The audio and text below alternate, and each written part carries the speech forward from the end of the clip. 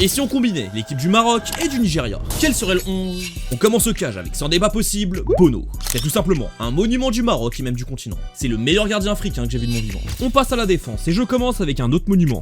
Hakimi. Là aussi bien sûr, c'est sans débat. On parle là du meilleur joueur africain actuellement tout simplement. Et à l'opposé, Mazraoui. Je trouve qu'il a eu une très bonne évolution depuis quelques temps et qu'on n'en parle pas assez. Il sait maintenant jouer latéral des deux côtés, piston, milieu de terrain et même défenseur central, comme on a vu à Manchester. Alors oui, c'est pas un crack, mais je pense qu'il ferait du bien à n'importe quel effectif dans le monde. Pour la défense centrale, encore un Marocain, avec Aguerd. Lui, c'est un tonton. Quand je pense à lui, c'est fiabilité et constance. Il n'est jamais décevant. Ce qui fait de lui un taulier de la sélection et de l'OM. Et pas facile vu leur défense. Pour l'accompagner, Calvin Bassey.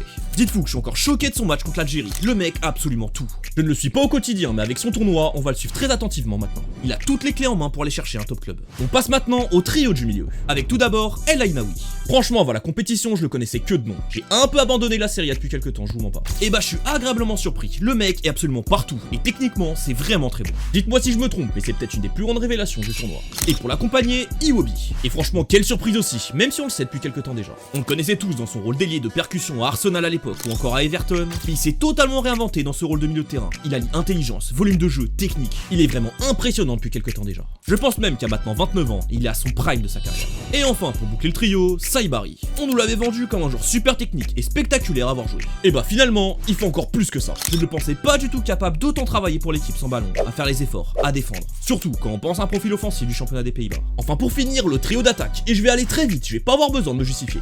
Avec à droite, Brahim Diaz, l'homme fort de la compétition jusqu'à maintenant. Avec 5 buts en 5 matchs, du tout simplement jamais vu dans l'histoire. À gauche, Lookman. Avec ses problèmes à l'Atalanta depuis la saison dernière, on pensait peut-être que son prime allait passer. Et bah il nous a tous prouvé que non. C'est toujours incompréhensible qu'il n'ait pas encore fait le saut dans un top club. Et enfin pour finir, Osimhen, c'est tout simplement le meilleur avançant du continent, et il nous le prouve encore. Du coup, voici le 11 au complet. Et franchement, wow, le 11 est vraiment impressionnant. Cette équipe pourrait faire très mal en Coupe du Monde. Il y a peut-être plus de joueurs du Maroc, mais vu le très bon collectif du Nigeria, ça n'annonce pas de favoritisme pour le match, ou très légèrement. Bref, n'hésite pas à mettre ton 11 et ton prono en commentaire, de like et de t'abonner pour plus de vidéos foot.